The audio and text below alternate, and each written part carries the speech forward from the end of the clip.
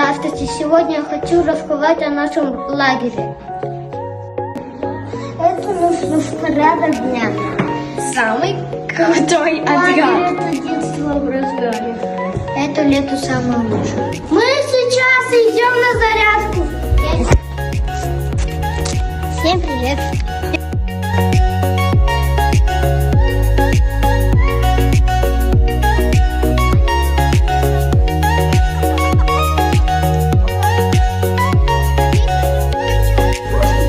А сейчас у нас инструктаж.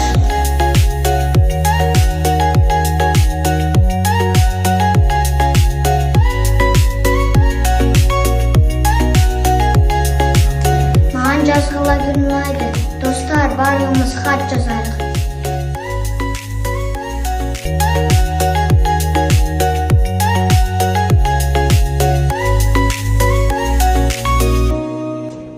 Лагерь — это самое лучшее место. Я нашел себе друзей. Было весело. Самые лучшие воспитатели. Мне понравился, что бассейн работает техник. А мне все понравилось. И вот это.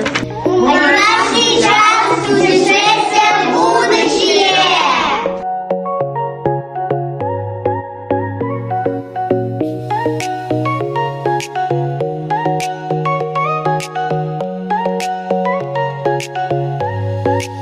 А сейчас идем в кабинет специалиста.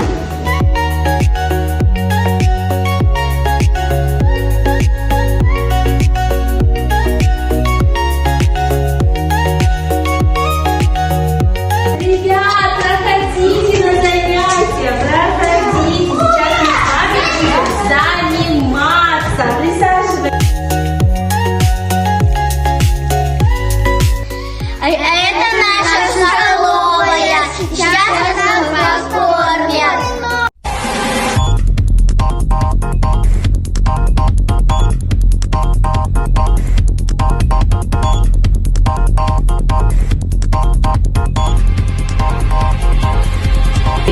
Сейчас мы делаем персонажа сказок из фетра.